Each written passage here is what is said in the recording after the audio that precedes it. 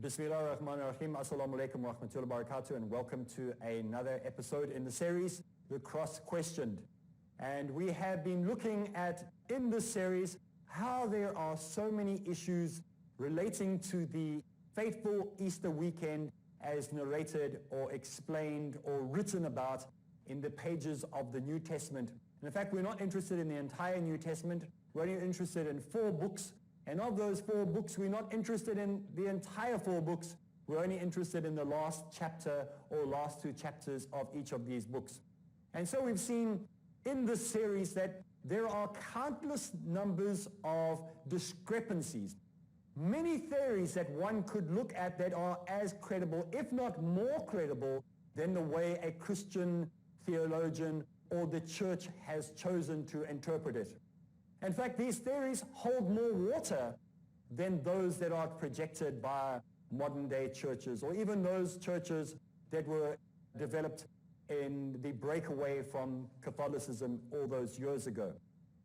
The idea of a God coming to earth, dying, and being resurrected is one that is extremely difficult to prove in the pages of the Bible. It is almost impossible to build a doctrine around these theories based on the Easter events. And oftentimes when we speak about the crucifixion or about salvation, way too much is built around the crucifixion scene. Christians would like you to believe that if the crucifixion scene is untruth or not true, then Christianity would still survive, because it doesn't matter whether he was crucified or not, it still remains that Jesus was a God. Well, this is not true, because the entire Christian doctrine, the core of it, stands and falls on whether there was a crucifixion scene at all. It doesn't matter to the Christian doctrine whether he was resurrected from it. Believe me, it doesn't matter whether Jesus was resurrected from the crucifixion or not for Christianity to hold. It matters that he had to die. That's the only thing that matters in Christianity. Because if you remove the resurrection, they will still claim, Christians will still claim and say, well, he died as a sacrifice. It was the blood that was needed. So if we can prove, and we have been, that just one part, there are 3 parts to the crucifixion. The person being placed on the cross, somebody dying on the cross, and somebody being resurrected from the cross. We're not interested in who is being put on the cross. We're not interested in who rises from the cross. We just have to prove that Jesus was not dead, or that he was not put on the cross. If we can create that scenario, then the rest of Christianity ceases to exist. And so this is what the series is actually all about, questioning the cross. And we have given countless numbers of explanations that are as acceptable, if not more so, than the ones that have been presented by Christianity, and not from external sources, not using any theories that come from outside sources, purely from the text itself. Now we're going to move on to show you yet another classic example of how we can look at the text from many, many different points of view to prove that the crucifixion scene or the person on that cross either is not Jesus, never died, or was somebody else. Purely from the text. We as Muslims do not agree with any of this anyway. But we are giving it to you from what we see in the text. And in the text we see that when this person, whoever it might be, but for the sake of Christian understanding, we are following their text. And in John chapter 19, verse 39 and 40, it talks about an event that took place. Now all 3 of the synoptic gospels tell us that this man came and took the body. This man's name was Joseph, and he took the body, wrapped it up, and put it into a tomb, the dead body, or the body that was bound to the cross, or was bound to the scaffolding, or was bound to a tree. We have different versions saying different things, whether it was a tree, whether it was a cross, whether it was a scaffolding. None of them say that he was crucified. All of them said he was placed on this apparatus, whatever it might have been, which is interesting all on its own. Now, it continues to say in John, which is different to the other synoptic gospels. It says in John chapter 19, it says, a mixture of spices were made, myrrh and aloe, it was about 100 pounds in weight. So a mixture is bought made of myrrh and aloes. We know today that aloe has a healing quality in it. Especially today, it's become very, very popular amongst women to use aloe creams and aloe hair conditioners and soaps and all sorts of other things. And myrrh also has a disinfectant and healing quality to it. So in John chapter 19, it says a mixture of myrrh and aloe was bought about 100 pounds in weight. Then they took it to the body of Jesus and wound him in linen cloth with the spices, and this was the manner in which the Jews would bury a person. Well, this is the first time that we hear that this aloe and myrrh was used instead of washing the body. If I spoke to a number of rabbis, I've spoken to head rabbis, and they have all told me that the body is washed. This aloe and myrrh is something that is not common or not found in Judaism. Normally the body would be washed. There may be ointments or things put on, but not specifically aloe and myrrh. Now most likely, Nicodemus must have bought a mixture to give to this body in some way or the other. And perhaps this mixture that was used was not to give to a dead body, but was used as a antiseptic, was used for this unconscious body, or as a form of resuscitating a body. This is just as feasible because the type of spices that we see used are not the traditional spices that we see given. If you remember that when the Prophet Isa or Jesus Christ is being born according to the New Testament, when the three wise men, and that is a whole series on its own that can be done with that myth, when they arrived, they bought myrrh and they bought frankincense and they bought gold, and it is described and it's a prophecy that they will use that frankincense and myrrh when he is going to die. So here we have aloe being used. So there is a great amount of skepticism amongst a number of scholars in the world today at why this mixture was given. So we can look and assume just as much as we can say it was used for burial as we can say it was used for resuscitation, or it was used to preserve the wounds on the body, whatever they may have been. Remember, the actual piercing of the crucifixion with nails is only found in a text outside of the Bible, not in a text even acceptable by Christians. We only hear that he was bound.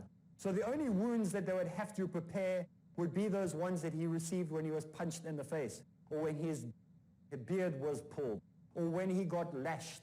That's about the only wounds we are talking about here. We're not talking about fatal wounds. We are talking about superficial wounds. And even if we go according to the theory that he was whipped with a cat of nine tails, again, we are using a theory that comes from external sources, not from internal sources. How do you know he was whipped with lashes from a whip that was embedded with pieces of clay and pottery and all the rest of it? Because we don't find the gospel writers all agreeing on this. These are found from external sources. We are relying on the internal sources alone. You can't pull things from outside and throw them in here, because we can do exactly the same thing, bring it from outside and say that there is only a single whip with a single lash on it, and it wasn't embedded with anything, and there's no such thing as the cat of nine tails that were used. So you have to use the text. You can't bring external things in and use external sources, because you will not accept us if we bring in external sources. So we have to rely on the source only. What about the actual grave or the actual sepulcher that this body is placed into? If we read John's version of the description of what he said the grave or the tomb looked like, as we find in John chapter 19, verse 41 and 42, it says, "Now they took him to the place where he was crucified. Near to where he was crucified, there was a garden.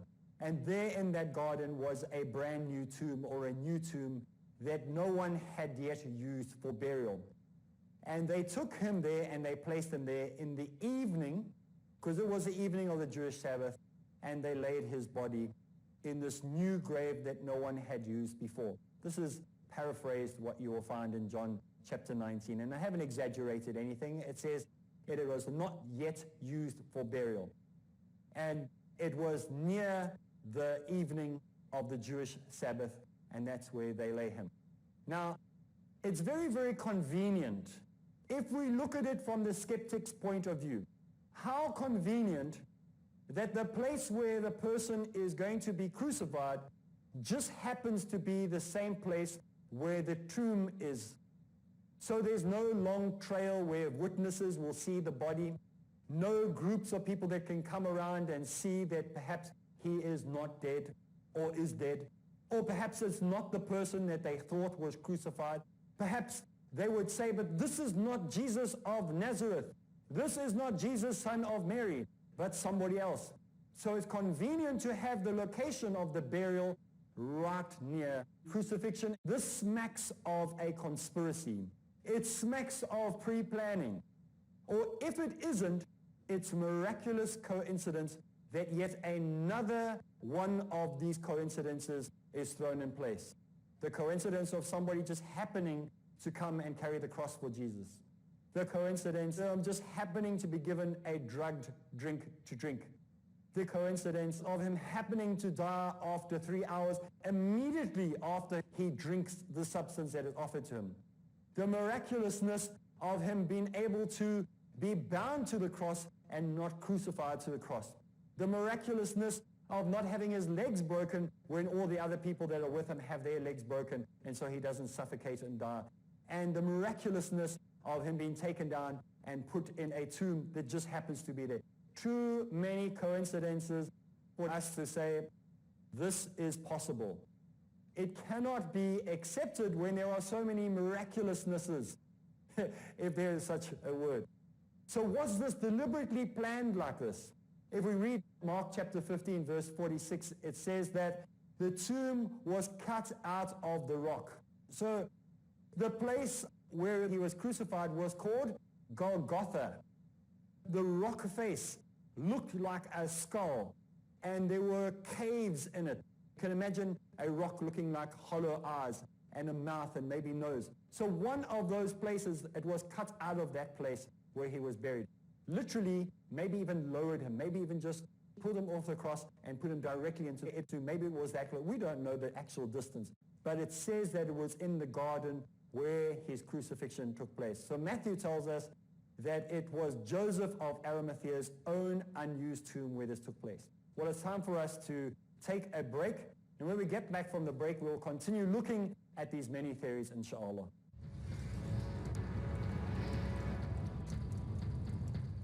Bismillah ar-Rahman ar-Rahim. Assalamu alaikum wa rahmatullahi wa barakatuh, and welcome back. We are continuing with our series Across Question, and it may seem a mere coincidence that Joseph of Arimathea was a person who was not from Jerusalem, yet somehow, miraculously, he just happens to have a tomb in this garden in Jerusalem.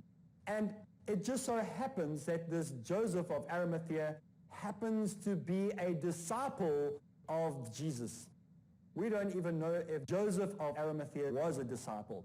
But we are saying, according to the Christian text, it says he was a disciple. But we as Muslims, we have no idea who these people were. But it could all be later mythology, it could all be storytelling that developed over many years, and this is how he was claimed to be a disciple. But it actually works against the Christian story. It creates more doubt.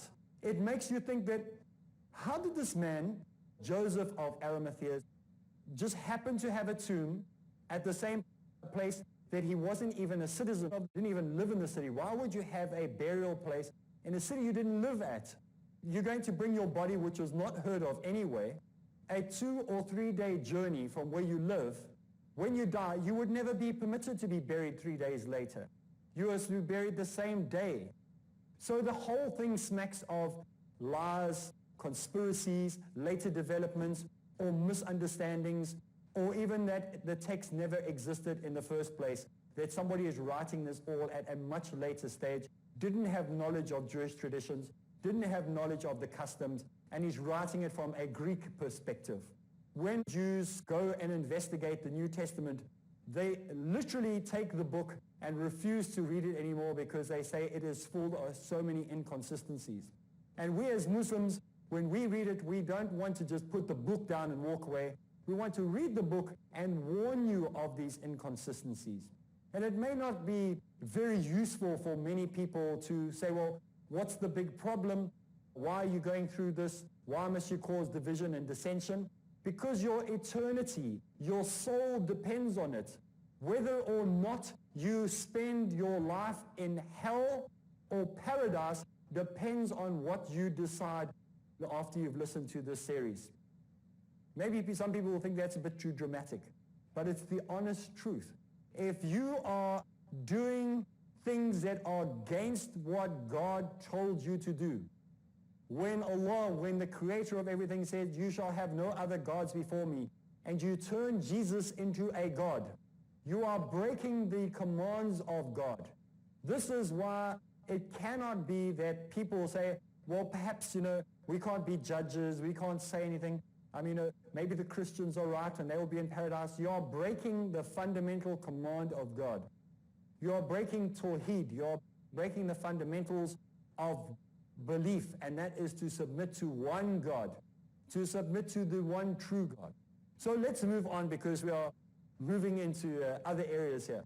So perhaps if we wanted to look at it, he might have been using this Joseph of Arimathea. Perhaps another explanation that sometimes has been given by some of the apologists. They say, listen, maybe it's a family tomb. Maybe it belongs to a family. And it was a family tomb that was in the garden. But that would go against the text again. I'm sorry you don't get an out by saying, well, maybe you're just looking at it in the wrong way. It was a family tomb. Remember, this is just assumptions that they are making. There's no credible evidence for saying maybe it was a family tomb that was in the garden. It could have been a family tomb. I'll give you one main reason why this is not acceptable. Because the text said, having made a newly hewed tomb. It means a newly dug out tomb near the place of the crucifixion seems to go against any theory that you might want to grab from somewhere else that says it was a family tomb. It says in the text it was newly made. So why would a family tomb exist that had never been dug out? Which means it wasn't a family tomb. It was a conveniently, coincidentally, perfectly placed and timed cutout of a tomb. If you believe the text, most likely that this tomb was specially prepared, specially made in a way to safely protect this body. Who knows how it was made? Many of the tombs, when I visited places like Palestine, when I visited places like Saudi Arabia and other places like that, and I looked at the caves, many of these caves are interlinked. Even in Africa, when you go to Ethiopia and places like this, there are whole cities that are created from these mazes that they have in the cave. Who knows how many entrances and exits this cave may have had? Perhaps it had a secret passageway created. We don't know. We are just throwing things out there. There's no credibility in what I'm saying. I'm just saying it as a possibility. Just like the apologist is grabbing things out of the air and saying it was a family tomb that was in the garden, I can grab something out of the air and say maybe there were connections into this newly created tomb, and the body was simply slipped out of there. People came to look at the tomb and it was empty because they took it out the back door. And we even said, what's the purpose for moving the stone out anyway? I don't get that. I don't understand the reason for moving the stone. If the reason was to prove that the body wasn't there, who cares? If Jesus was going to appear to the people anyway, to 500 people, to the disciples, to many witnesses, they didn't need to have a look inside the tomb because he was going to appear to them. He could have simply projected himself through the wall as he did in the upper room, as he did on the road to Emmaus, as he did on countless numbers of occasions according to Christians where he appeared again alive. There's no reason for the tomb to open so people can walk in and see that he's not there. He would have appeared to them anyway. So the whole idea is mythical, it's mythological, it has nothing to do with fact, it has to do with stories that were created much later. It's a human story for human people, written by human authors, uninspired by the divine. And this is why we see that it has human qualities all the way through it. Human thinking, human logic. The description of this tomb must have been huge, because it was big enough for, if we read the text that is found in John chapter 20, it was big enough for Peter and John and some of the other disciples to go inside to see, as well as Mary of Magdalene. And then if we read what John chapter 20 verse 12 says, just a few verses back, it says Mary of Magdalene and 2 angels were sitting inside the tomb, plus where the body was laid. So this was no small tomb. The idea that we have been given in films that it was a small little dugout tomb is not the case. So why create such a large tomb for one single person? Remember this, and the argument people might say, well, it was a family tomb that dug out. No, it was dug out newly. It was prepared only for this body. No one had ever laid there before. It was a brand new grave site that was dug out of the rock. So again, it gives the idea that this is something that has been prearranged. What's the purpose for having such a large tomb? Unless you have, like we have looked at from the bad text, the way it's been written, how badly it's been put together, a conspiracy is involved. In fact, when we read Mark tells us that in Mark chapter 40, verse 15, that Mary of Magdala and the other Mary, Mary the mother of James, and another woman went into the tomb and saw a youth sitting there. In John's account, it is 2 angels that were sitting there. In Mark's account, there's no angels, but there is a youth, a young man sitting there. Perhaps this young man or this youth, the reason he's not called an angel, or the reason he's not called a man with bright, shining, dazzling garments, as we'll see Luke giving his different version again from all. So John, you have 2 angels. Luke, you have men dazzling with garments on. And in Mark, you have a young man sitting there. Perhaps the young man was caught in the process of moving or doing something, and so he quickly sits down. We don't know. We are just surmising and guessing. Anybody's theory is as good as anybody else's. The fact that Matthew, the fact that Luke, the fact that Mark, and the fact that John don't even agree who was in the tomb means that my theory is just as acceptable as theirs, because all 4 of them couldn't agree on what they saw when they came into the tomb. So Luke tells us that there were these women and there were 2 men in dazzling garments inside there in Luke's story. So all of them have seen different things.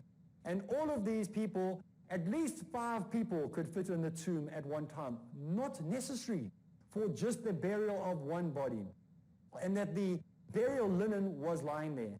So this again gives us the idea of the tomb being specially prepared for the safekeeping of something or somebody. Well, this is where the text has left us, and so next time we will continue from where we have left off today. So from me, Areeb Islam, until next time, Assalamu alaikum wa rahmatullahi wa barakatuh.